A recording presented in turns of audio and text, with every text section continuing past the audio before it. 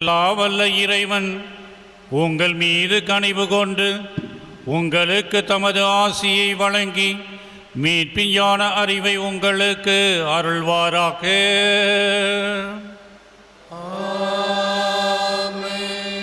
நம்பிக்கை போதனையால் அவர் என்றும் உங்களுக்கு ஊட்டமளித்து புனித செயல் புரிவதில் நீங்கள் நிலைத்திருக்க செய்வாராக.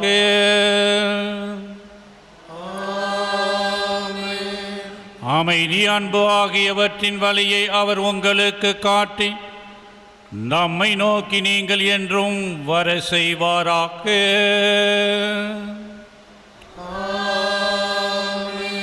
எல்லாம் வல்ல இறைவன் தந்தை, மகன், தூய ஆவியாரின் ஆசி உங்கள் மீது இறங்கி என்றும் உங்களோடு தங்குவதாக.